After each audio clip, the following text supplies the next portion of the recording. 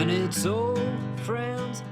We use that RFP process to really say, we do not want this system to just work for our central offices. We want a system that works for everybody. We wanted a system that works for our academic and research folks as well as our administrative needs, and we want them to be part of the process. So during the RFP process, we brought everybody in, and it ended up being that Workday was selected. We felt it was the most intuitive, provided the most reporting and visibility into the system. So moving into our vision of what we were trying to do, we really wanted to do 4 basic things. We wanted to transform Georgia Tech with our business processes. We wanted to build the next system. We wanted to unify, and we wanted to empower.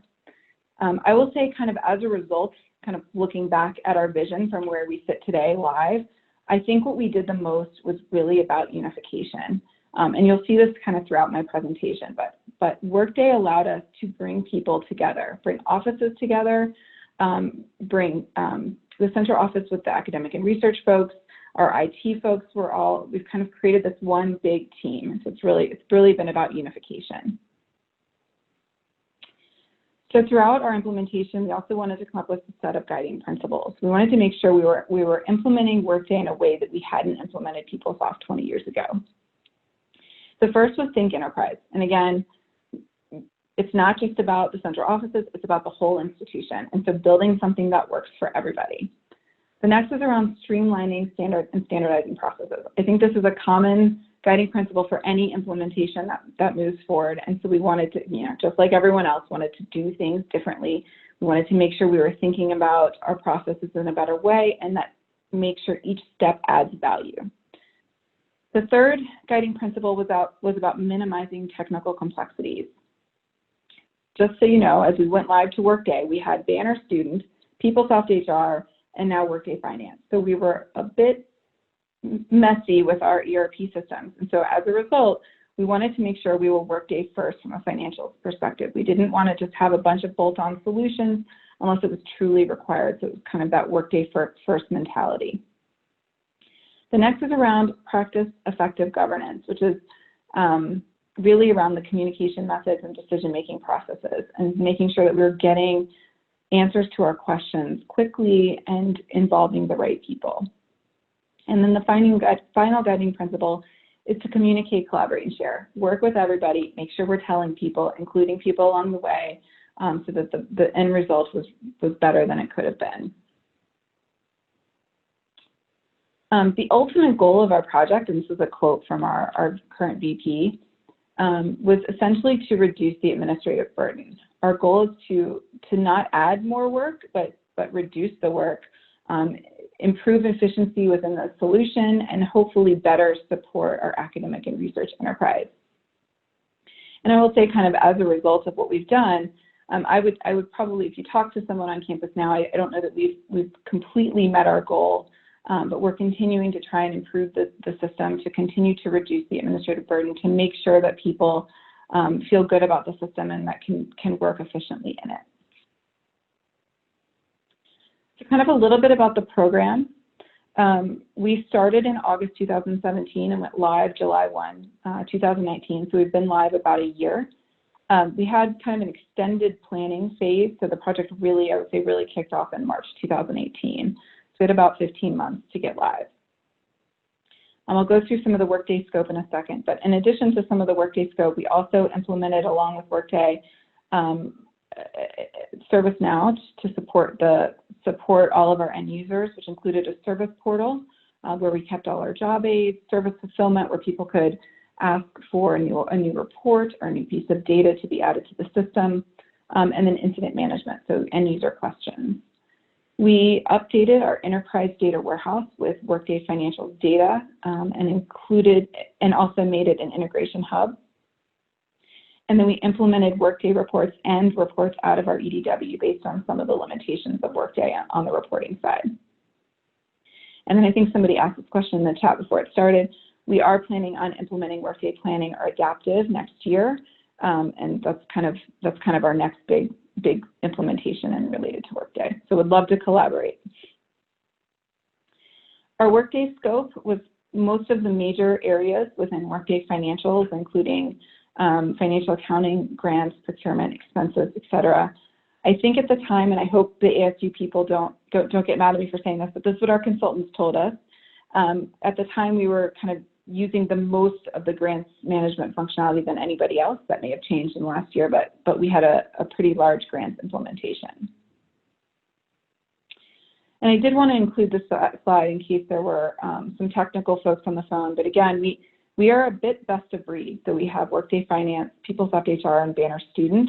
And we use our enterprise data warehouse to kind of connect the systems on the backside, as well as develop better reporting. So as I mentioned, we've been live for about a year. So what have we done over the last year? We've had about 30,000 incidents logged or questions logged by end users, and we've resolved 99% of those. We had over 300,000 financial transactions in our system, and we paid out about $1.25 billion, either to our vendors or through expenses. We've continued to reach out from a change management perspective. We've done webinars, wellness checks, where you go and kind of work with an individual unit, and continued our communications on what's going on in the system. And then we've delivered a lot of new reports and report enhancements over the last year, over 500. One of the things that we've done as a result of the financial transformation is really adopt this continuous improvement mindset. So this is actually a slide from late last year, but I wanted to include it as we're working on the new one, our new roadmap currently, which is that we are constantly looking at what's coming from Workday. So Workday requires you to take 2 releases annually, and it's always improved functionality.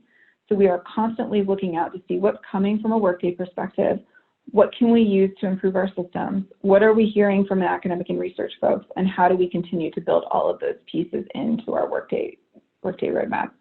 The goal is that the system that we implemented a year ago is not the same system that we have today, and it won't be the same system a year from now. So again, we want to make it continually improve.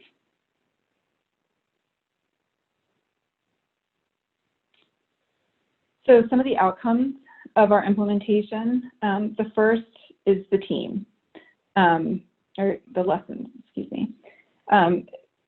Build a team that works together. You want to have strong resources from all of your central offices present on the project. We dedicated those functional leads 100% to the project. You want to make sure that you're including academic and research people on the project team. It's vitally important. We had a lead dedicated from the A&R community on our team. We also had academic and research folks represented in every layer of governance. And while I think we did a pretty good job, I think we could have even done a better job making sure that the academic research folks are highly connected. We're continuing to work with them to figure out how we improve the system from here on out. The next is change management. I think this is true for any implementation, that change management is vitally important.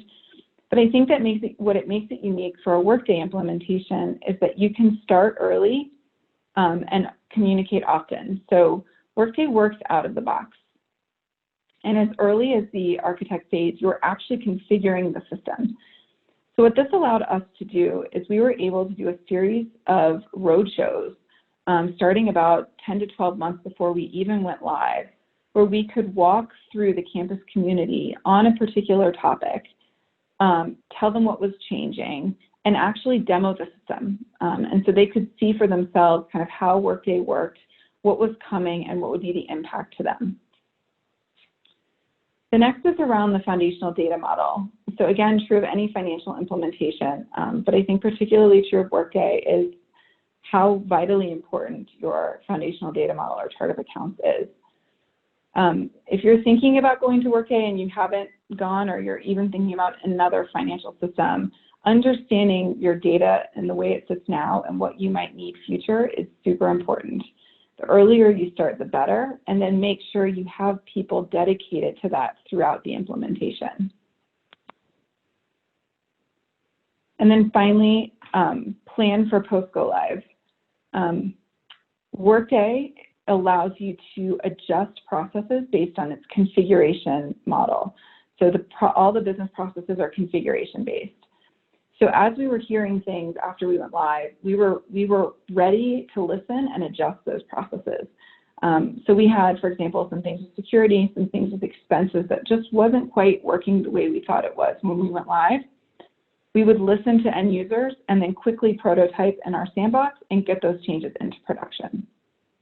And I think that's really unique from an on-prem, PeopleSoft-like system, that ability to rapidly change and develop based on what you're hearing. The next is reporting. As a reporting person, I grew up in reporting, so it's usually kind of shoved to the end of any implementation, and that's kind of true of Workday as well, just based on timelines. And also, when you're implementing a new chart of accounts, it can be challenging for people. So be ready to listen, help people understand the reports you've developed, and also develop new ones based on their needs. Like I said, we had developed and done over 500 different new reports and report enhancements, and we did so many, we kind of did too many, to be honest with you. And so this year really is about standardizing and streamlining all of the things that we developed. And then along the way, it's important that as you make these changes, you want to tell them to people, which seems kind of logical, but you want to make sure that people's voices feel heard and that they understand the changes that you're making. So we had to quickly implement, after go live, a new communication strategy just based on updating people on the announcements, the changes to the system, and the new reports and processes that were going live. So some of the specific outcomes for Georgia Tech, I mentioned this earlier, but the biggest outcome that we've really developed is adopting this culture of continuous improvement. And it's not just the Workday system, it's the processes, the reporting, the training, the communications, how we manage the team, and even each other, right? We're trying to make sure that we are all continuously improving. This has been kind of altering for the Institute, this idea that, you can continue to get feedback and we'll continue to make changes to the system. So it's kind of been the biggest thing that we've taken away. The next is around the unification of the teams. And again, this was that concept of unify earlier. But the idea that we've connected the central offices to the academic and research folks was something that really hadn't been done before. We also connected central offices to each other. So previously things were very siloed. I don't know if that resonates with people, but siloed between our financial accounting team and our procurement team, for example. And so we really brought people together, broke down those walls, and built strong relationships between our ERP team and these groups, but also between the groups themselves. We were bringing people together throughout the project. The next big outcome for us was that we implemented a unified support approach for ServiceNow. So previously, we had done kind of everything was very siloed. So you'd go to one person or you'd go to another person. It was kind of a who you know thing. We implemented a way that people could ask for help, and then the incident would get routed to the appropriate team. What this allowed us to do is not only be able to track metrics across everything, it allowed us to be able to hand off tickets. So if, often tickets aren't just for one individual department, but may have to be handed off between groups. So it's kind of a one-stop shop for support. But it also allows us to work together. So, after an implementation, sometimes there's backup in individual central offices. And so, for example, we had a backup in the expenses group. So the ERP team kind of jumped in and helped kind of alleviate their queues so they could get back on track. This is something we're continuing to try and improve now. So one of the things that we've heard, even though we've implemented a unified support approach, that you all kind of still answer things differently. So one of the things we're working on is, again, bringing people together, determining what our SLAs are, determining our procedures for answering questions and responding to customers, and making sure that we're even trying to improve things beyond what we've done currently. The next thing we've done that's been very successful is the retooling of our technical resources. This is one I've heard from other groups as well as kind of a concern for people as they're moving to the cloud. What do you do with the resources that were supporting the previous on-prem system? So what we did was we identified some of our former PeopleSoft support folks and put them on our integration and conversion teams. So they were trained up to understand all of the Workday integration tools. They helped our consultants build the integrations, and then after go live, they took on all of that support. About 6 to 8 months after go live, what we found that happened was as the system stabilized, as they felt comfortable in their roles, they actually had capacity. So what we've done over the course of the last 6 months or so is actually train them up on further enterprise integration tools. So not just Workday. They've learned DataStage and now MuleSoft. So this team that kind of only supported PeopleSoft before has morphed into this enterprise integration team where they're able to support far beyond Workday and HR and have actually lended their hands to, for example, the integrations around Salesforce Advisor Link, which is our advising platform. So this team really kind of came out from one individual support group and has really become an institution or an enterprise team that's really providing a lot of value to the Institute. And then the final outcome for tech is we've been able to do some proof of concepts on artificial intelligence and the use of bots to further speed up our processes. Accenture helped us do this originally, and this is something that we're really looking on expanding on in the coming years. So again, kind of where do we go from here? Going really fast, I just realized. The first is, again, reporting capabilities. This is what we're continuing to hear from our academic and research folks. We need to continue to look at what's been developed and make it better and more usable for the end user. We're reviewing our business processes. When we went live, due to the timeline, we really couldn't take on the full-scale transformation of end-to-end processes. We really focused on what was in Workday. What we found now from our academic and research folks is they want us to go back and look at those end-to-end processes and see how we can speed things up to further alleviate burden. So that's something that we're really trying to take on over the next year or two. There's been some additional scope that we're looking at building, some additional integrations and training to better support people. And then we're continuing to reach out to campus. We want to hear what's going on, the good, the bad, and the ugly, so that then we can take that back and adjust what we're doing. And again, the use of artificial intelligence is something that we're looking into.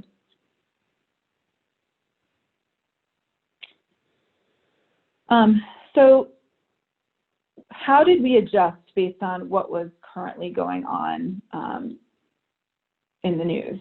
How did the impact of COVID and the racial injustice that's been going on in the world, how did that affect us? And how did the changes that we implemented work and make our team work better? So when COVID hit, we had, like I mentioned, really had focused on building out a good team structure throughout the project. So the switch to remote work wasn't really a big deal. I think I've heard that from other folks as well, but we were able to pretty seamlessly transition to remote working. We did have to make some changes to Workday to better support the financial processing. The first thing we did was implemented a new work tag or program to pull together COVID-related charges to improve reporting. And the second is we had to make some changes to the expenses module to add some questionnaires if somebody was actually going to travel. So that was no big deal. We got those in, no problem. We moved training, wellness checks, and meetings online pretty seamlessly, like I mentioned. I think people miss being together, so we've tried to do things internally on our team to kind of generate that positive culture that I think we miss a little bit from home. We have a quarantine buzz that we send out, just kind of a questionnaire on how things are going from home. We try and host quarantine happy hours to try and get people together. I personally miss going to lunch with people, but I think we're all doing what we need to do. But the team has adjusted very, very well. The next thing that we've done as a team is wanted to address some of the systematic racism going on in the world as well. And we looked at this as that continuous improvement mindset that we've adopted through the project team of kind of continuing to push the status quo, continuing to see how we improve. How do we take that for ourselves as well? That was kind of the the start of it. And what we did was said, if anybody can start a group to really address this and to look internally, it's our team because of everything that we've gone through over the last several years. So we started a group called Swarms, which is our supporting work around anti-racism, mindfulness, and solidarity, which is our team that kind of comes together to plan events, to pull together resources, and to continue to identify ways that we can address what's going on within our own team, and then hopefully assist with the Georgia Tech community as well as the Atlanta community. So, for example, we are pulling together a Microsoft Teams site where we're bringing together resources. We have a survey actually going out today where we're trying to understand our current climate, kind of like we do with our academic and research folks. We want to understand how people feel about the working environment and what we can do to improve. And then we're going to start some training and small group exercises to really hopefully give back to the community, as well as bring people together and start really telling stories, get people listening to each other, and hopefully really address some of the systematic racism that's been going on for a long time. So we're really taking this one on as a goal of our team. And I went through this super fast. So that is all the content I had. Are there questions in the chat or anything? Okay. Katie, this is Lori Crockett from Workday. There are a few questions that have come in. Great presentation. Thank you so much for sharing all that information with us. The first question is from Kevin. You may have answered this when you were talking about retooling your people, but his question is, how are enhancements enabled? For example, was the cross-functional team maintained for the post-implementation improvements? That's a good question. So we have we've developed a support model that kind of maintains that central Workday support team. So we have 100% fully dedicated leads that are responsible for the configuration and maintenance of Workday. They work with their business owners, and we track all of our enhancements, be it reports or business process changes or security changes, in Jira. So we have a governance process that we've built out within Jira that goes from a request to an approved request and kind of goes through the process. A business owner would need to approve before a change goes in production. And then we have weekly migration meetings where we go through everything that's requested to go to production and approvals there. And then we have a weekly newsletter that goes out to campus. So we use Jira to kind of maintain that governance, and then we use a central team to drive the individual changes. I will say that the other thing that we've done, I think to varying degrees of success, but I think it's been helpful in terms of generating more people. You don't want a single point of failure in any of the modules, is identify people in the central offices to be what we've called a Workday partner. So somebody that's more in the weeds than a business owner, but working very closely with our ERP lead to understand the configuration and kind of help with some of that work. So kind of an analyst, but also somebody that could step in and help with configuration changes if someone were to leave or retire or be out sick or whatever. So we've kind of tried to keep that central team, but also create outreaches within each of the central offices to better support the system. Thank you.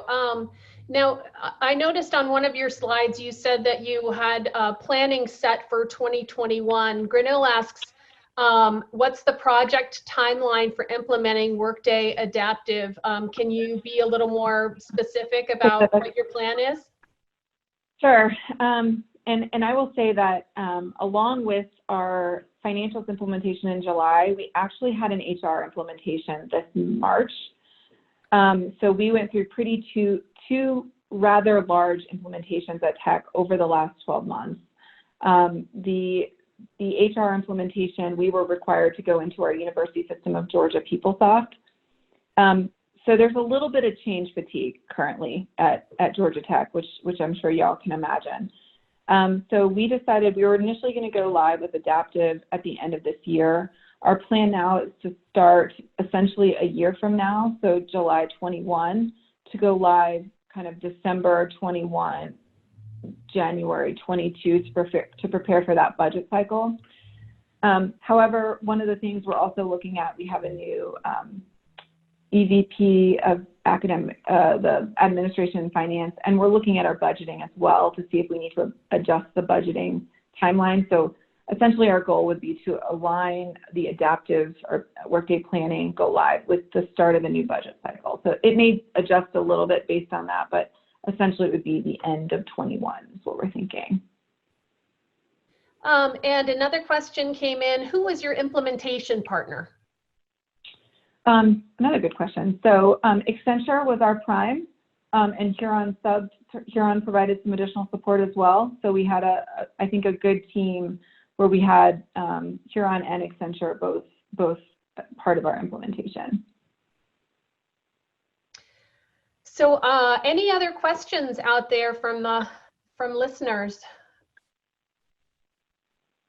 I think that's all we have so far. Thank you very much for this very informative presentation. We truly appreciate hearing about it.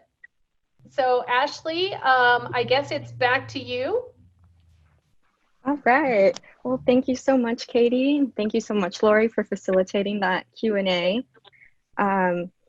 This is the end of the first session. At about 10:15, we're holding another session called Learn to Quilt, Stitch Together Learning Journeys with Digital Credentials. So if you're interested in that, join this link again around that time. But otherwise, that's the end of it.